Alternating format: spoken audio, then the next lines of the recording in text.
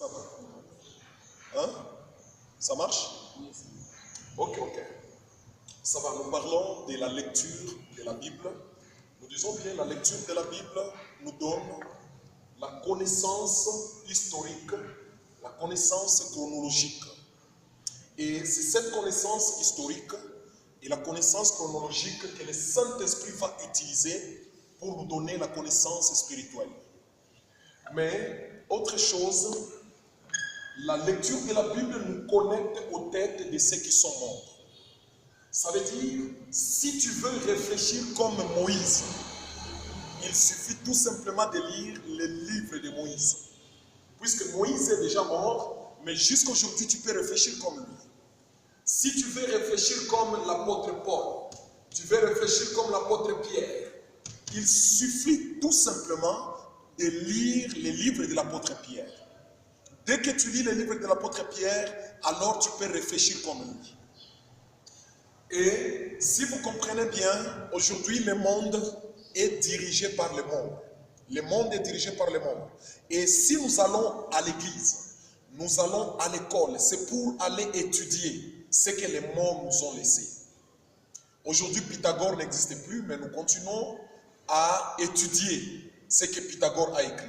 Aujourd'hui, Socrate n'existe plus, mais nous continuons à aller étudier ce que Socrate a laissé.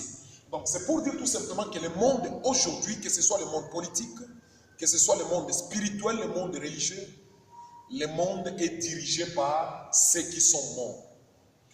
Ils sont dirigés par ceux qui sont morts. Pourquoi? Parce que tous ceux qui sont morts et qui ont écrit quelque chose, ça continue à diriger le monde aujourd'hui. Voilà pourquoi, avec la lecture de la Bible, ça nous connecte à tous ceux qui sont morts. Ça peut nous connecter à Jérémie, ça peut nous connecter à Moïse, ça peut nous connecter à Luc, ça peut nous connecter à Jean, ça peut nous connecter à beaucoup de gens aujourd'hui. C'est ainsi qu'avec la lecture, tu peux être connecté aux têtes de ceux qui sont morts. Et même par rapport à la lecture que nous appelons la lecture d'autres livres. Je peux me connecter à quelqu'un qui est aux États-Unis, à la tête de quelqu'un qui est aux États-Unis à partir de son livre. Il suffit de le lire tout simplement et je me connecte à son cerveau, je me connecte à sa tête. La lecture, ça nous permet aussi de nous connecter au temps. De nous connecter au temps.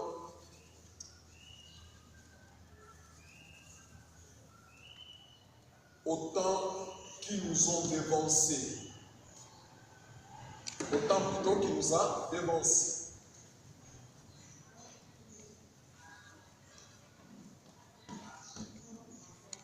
Au temps qui nous a précédés. Ça veut dire il y a un temps qui nous a précédés, ou il peut y avoir plusieurs temps qui nous ont précédés. Et parmi ces temps-là qui nous ont précédés, il y a le temps du commencement, ça nous a précédés. C'est un temps qui nous a précédés, mais nous pouvons nous connecter à ce temps-là à travers la lecture de la Bible. Et dès que nous nous connectons à ce temps-là, c'est possible de vivre aussi, de comprendre la situation de ce temps-là, les circonstances de ce temps-là. Vous voyez, par exemple, je me dis, je vais me connecter au temps de Jérémie. Il suffit tout simplement de lire le livre de Jérémie et je peux facilement me connecter à son temps. Même si c'est un temps déjà dépassé, c'est un temps qui nous a précédés, mais je peux quand même me connecter au temps de Jérémie. C'est une possibilité. Et tout ça, c'est le fruit de la lecture de la Bible. Je vais me connecter au temps de Matthieu, au temps de Luc. Je vais me connecter au temps de l'apôtre Paul. C'est question de lire seulement les actes des apôtres. C'est question de lire tout simplement les épîtres et facilement je peux me connecter au temps de ces hommes-là. Donc c'est très très important. Et de me connecter même à leur situation, comment ils vivaient. Je peux facilement me connecter.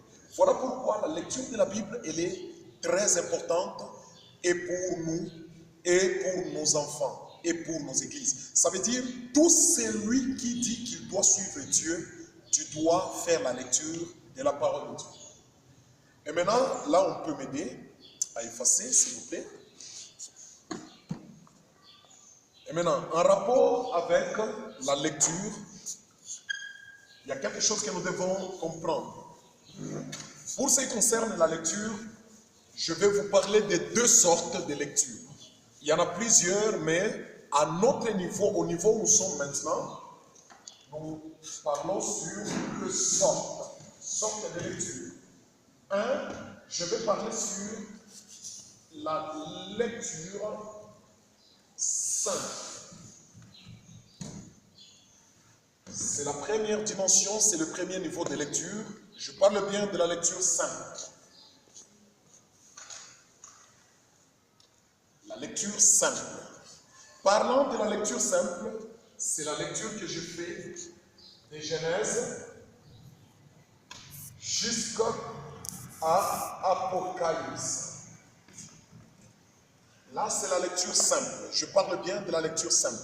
C'est-à-dire, tu fais une lecture à la manière dont les théologiens nous ont aidés à arranger les livres de la Bible. Je dis bien, ce sont les théologiens qui nous ont aidés à arranger la Bible de cette manière-là. Et là, tu peux faire la lecture simple. Et c'est cette lecture simple qui nous permet de comprendre la chronologie, comment les événements se sont succédés dans la Bible. C'est la lecture simple.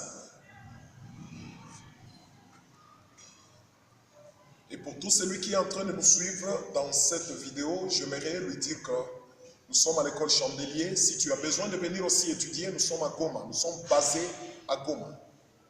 C'est une école biblique qui aide les gens à avoir une connaissance spirituelle et profonde de la parole de Dieu.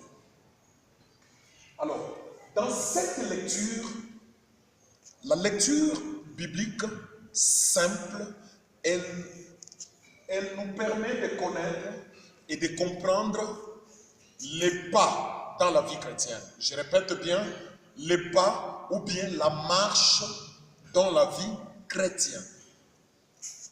Je commence, par exemple, là, je vous donne seulement quelques exemples, vous-même, vous allez compléter. Je commence. Quand tu fais la lecture du livre de Genèse, avec Genèse, dans le livre de Genèse, on nous parle de la création. On nous parle du commencement. Vous voyez, dans le livre de Genèse, on nous parle de la création. Dans le livre de Genèse, on nous parle du commencement. Ça veut dire quoi? Par rapport